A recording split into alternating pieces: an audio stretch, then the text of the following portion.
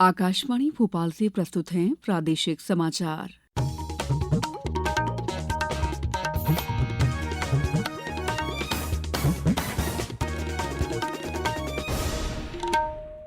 नमस्कार, समाचारों के साथ मैं दीपा सिंह।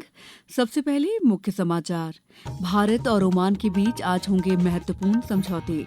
युवाओं पर देश को विश्वगुरु बनाने की जिम्मेदारी, कहा राज्यपाल ने। मुख्यमंत्री की घोषणा, सुखद और संपन्न मध्यप्रदेश की कल्पना को सबके सहयोग से साकार करेंगे। और भारत और दक्षिण अफ्रीका के बीच 5वां T20 क्रिकेट मैच कल से। अब समाचार विस्तार से। प्रधानमंत्री नरेंद्र मोदी अपने 3 देशों के दौरे के अंतिम चरण के रूप में कल शाम ओमान के 2 दिन के दौरे पर मस्कत पहुंचे। श्री मोदी ओमान के सुल्तान हैथम बिन तारिक के निमंत्रण पर ओमान की यात्रा पर हैं। आज भारत और ओमान के बीच ऐतिहासिक आर्थिक साझेदारी मुक्त व्यापार समझौते CEPA पर हस्ताक्षर किए जाएंगे। प्रधानमंत्री मोदी और ओमान के सुल्तान की उपस्थिति में केंद्रीय वाणिज्य और उद्योग मंत्री पीयूष गोयल और ओमान के वाणिज्य, उद्योग एवं निवेश संवर्धन मंत्री कैस अल यूसुफ इस समझौते पर हस्ताक्षर करेंगे। श्री मोदी ने एक सोशल मीडिया पोस्ट में कहा कि ओमान और भारत के बीच अटूट मित्रता और गहरे ऐतिहासिक संबंध हैं। उन्होंने कहा कि इस यात्रा से सहयोग के नए रास्ते तलाशने के साथ साथ दोनों देशों के बीच संबंध और मजबूत होंगे। विश्व स्वास्थ्य संगठन के दूसरे वैश्विक पारंपरिक चिकित्सा सम्मेलन का कल नई दिल्ली के भारत मंडपम में उद्घाटन हुआ। इसे विश्व स्वास्थ्य संगठन और आयुष मंत्रालय संयुक्त रूप से आयोजित कर रहे हैं। इस अवसर पर आयुष मंत्री प्रताप राव जाधव ने अपने संबोधन में पारंपरिक चिकित्सा में भारत के लंबे योगदान का उल्लेख किया और अनुसंधान, गुणवत्ता मानकों तथा वैश्विक सहयोग सुदृढ़ करने के महत्व पर जोर दिया। भारत के आदरणीय प्रधानमंत्री श्री नरेंद्र मोदी जी के कुशल नेतृत्व में हमारी परंपरागत चिकित्सा पद्धतियों के संरक्षक और सूत्रधार आयुष मंत्रालय और WHO के बीच सहयोग 2016 से शुरू हुआ था। इसका एक बड़ा नतीजा 2024 में दिल्ली में ICD-11 मॉड्यूल 2 का लॉन्च था, जो आयुर्वेद, सिद्ध और यूनानी बीमारी के कोड को ग्लोबल हेल्थ क्लासिफिकेशन में जोड़ता है। विश्व स्वास्थ्य संगठन के महानिदेशक ने हजारों वर्षों के चिकित्सा ज्ञान को आधुनिक विज्ञान और प्रौद्योगिकी के साथ समेकित करने की संगठन की प्रतिबद्धता की पुष्टि की। उन्होंने विज्ञान और परंपरा तथा ज्ञान और जीवन के अनुभवों के बीच सेतु बनाने के महत्व पर बल दिया।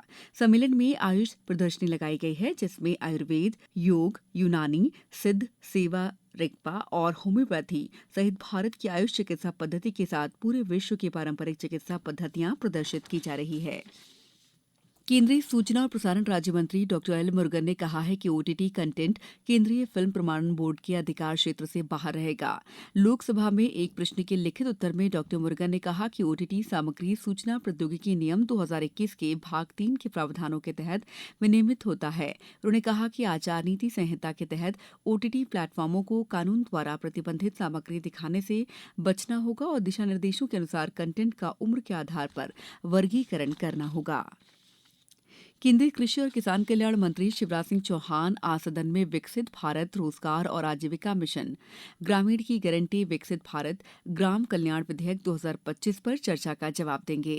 नया अधिनियम 20 साल पुराने महात्मा गांधी राष्ट्रीय ग्रामीण रोजगार गारंटी अधिनियम 2005 का स्थान लेगा। विधेयक का उद्देश्य वर्ष 2047 तक विकसित भारत की राष्ट्रीय भविष्य योजना के अनुरूप ग्रामीण विकास ढांचा स्थापित करना है। योजना के तहत श्रमिकों को दी जाने वाली राशि के लिए केंद्र सरकार 60% और राज्य सरकार 40% का योगदान देगी। पूर्वोत्तर और हिमालयी राज्यों में ये अनुपात 90 और 10% का होगा। राज्य सरकार बेरोजगारी भत्ता और मुआवजा देना जारी रखेगी। लोकसभा में कल देर रात तक इस विधेयक पर चर्चा पूरी होने तक बैठक जारी रही। इस संबंध में अपने विचार प्रकट करते हुए सतना के सांसद गणेश सिंह ने कहा कि एक बहुत ही सराहनीय कदम है।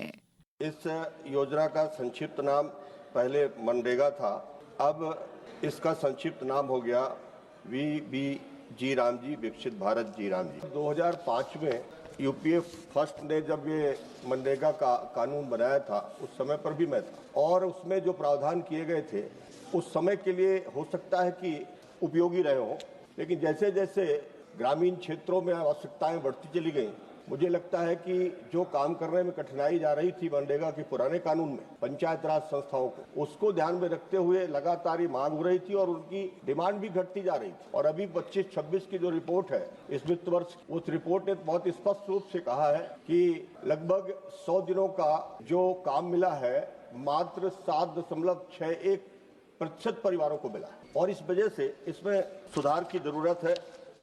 राज्यपाल मंगूभाई पटेल ने कहा है कि युवाओं पर देश को विश्व गुरु बनाने की महती जिम्मेदारी है। युवा अपनी प्रतिभा, लगन और देशभक्ति से संकल्प पूरा करने के लिए दृढ़ प्रतिज्ञ रहे। राज्यपाल श्री पटेल कल अवधेश प्रताप सिंह विश्वविद्यालय रीवा के 13वें दीक्षांत समारोह को संबोधित कर रहे थे। उन्होंने विद्यार्थियों को उपाधियां प्रदान की। समाचारों में वक्त है ब्रेक का। ये समाचार आप आकाशवाणी मध्य प्रदेश से सुन रहे हैं। ये समाचार बुलेटिन YouTube पर Madhya Pradesh news All India Radio channel पर और Facebook साथ ही X प्लेटफॉर्म पर AIR न्यूज भोपाल पेज पर सुने जा सकते हैं। इसके अलावा आप हमारी वेबसाइट newsonair.gov.in पर अथवा न्यूज ऑन AIR ऐप पर भी समाचार सुन सकते हैं। ब्रेक के बाद समाचारों में आपका एक बार फिर स्वागत है। मुख्यमंत्री डॉक्टर मोहन यादव ने कहा है कि सुखद और संपन्न मध्यप्रदेश की कल्पना को बिना भेदभाव के खुले दृष्टिकोण के साथ कार्य करते हुए साकार किया जाएगा। मुख्यमंत्री डॉक्टर यादव ने कल मध्यप्रदेश विधानसभा के विशेष सत्र के समापन अवसर पर संबोधित करते हुए कहा कि पक्ष और विपक्ष के साथ नागरिकों के सुझावों और सहयोग के आधार पर प्रदेश के समग्र विकास के लिए कार्य होगा। प्रधानमंत्री के विकसित भारत 2047 के विजन के अनुसार मध्यप्रदेश में विभिन्न क्षेत्रों में क्रियान्वयन किया जाएगा। मध्य प्रदेश प्रधानमंत्री श्री मोदी के विजन को क्रियान्वित करने के लिए 8 प्रमुख बिंदुओं पर तैयार किए गए दृष्टिपत्र पर कार्य करेगा। उप मुख्यमंत्री जगदीश देवड़ा ने कहा है कि सरकार का लक्ष्य एक ऐसे संपन्न और सुखद मध्यप्रदेश का निर्माण करना है जहां नवाचार आधारित सतत और समावेशी आर्थिक विकास हो। शिक्षा, स्वास्थ्य, कृषि, बुनियादी ढांचे में संतुलित प्रगति से प्रत्येक नागरिक का जीवन स्तर बेहतर बने। श्री देवड़ा ने कल मध्यप्रदेश विधानसभा के विशेष सत्र में वित्त विभाग के बारे में चर्चा करते हुए उक्त आशय के विचार प्रकट किए। उन्होंने औद्योगिक विकास पर प्रकाश डालते हुए कहा कि कृषि आधारित अर्थव्यवस्था को सुदृढ़ करने के साथ प्रदेश को देश के प्रमुख औद्योगिक गंतव्य के रूप में स्थापित करने के लिए नई और उद्योग अनुकूल नीतियां लागू की गई हैं। ग्वालियर में आयोजित हो रहे 101वें तानसेन समारोह के तीसरे दिन की सांध्यकालीन सभा का शुभारंभ परंपरा के अनुसार ध्रुपद गायन से हुआ। शारदा नाथ मंदिर संगीत महाविद्यालय ग्वालियर के विद्यार्थियों ने ध्रुपद की प्रस्तुति दी। इसके बाद मंच पर विख्यात शास्त्रीय गायक और मध्यप्रदेश शासन के राष्ट्रीय कुमार गंधर्व सम्मान से अलंकृत संजीव अभ्यंकर पुणे ने अपना गायन प्रस्तुत किया। प्रदेश में शीतलहर और घना कोहरा छाने से जनजीवन प्रभावित है। प्रदेश के जिलों में न्यूनतम तापमान 5 डिग्री सेल्सियस से नीचे पहुंच गया है। सबसे कम तापमान मंदसौर में 3.7 डिग्री सेल्सियस दर्ज किया गया। मौसम विभाग के अनुसार बैतूल, भोपाल, दतिया, गुना, खरगोन, उज्जैन, इंदौर सहित 20 से अधिक जिलों में शीतलहर का अनुमान है। भारत और दक्षिण अफ्रीका के बीच कल लखनऊ में चौथा 2020 अंतर्राष्ट्रीय क्रिकेट मैच घने कोहरे के कारण रद्द हो गया। भारत फिलहाल श्रृंखला में 2-1 से बढ़त बनाए हुए है। पांचवा और अंतिम मैच 19 दिसंबर को अहमदाबाद के नरेंद्र मोदी स्टेडियम में शाम 7 बजे से खेला जाएगा। अब कुछ समाचार संक्षेप में। आगर मालवा जिले में अग्नि और विस्फोट दुर्घटना से बचाव तकनीक विषय पर 1 दिवसीय प्रशिक्षण का आयोजन पॉलिटेक्निक कॉलेज सभागृह में किया गया। खंडवा में जल संरक्षण को लेकर मिशन अमृत संचय अभियान के तहत किशोर कुमार सभागृह में इंजीनियर्स की कार्यशाला आयोजित की गई। मंदसौर शहर के मयूर विहार कॉलोनी में कल एक तेंदुआ निर्माणाधीन मकान में घुस गया, जिसे मंदसौर और गांधी सागर वन विभाग की टीम ने ट्रंकुलाइज कर रेस्क्यू कर लिया। निंडौरी जिले में कल सेंट्रल बैंक ऑफ इंडिया द्वारा ऋण वितरण कार्यक्रम बजाग ब्लॉक में आयोजित किया गया।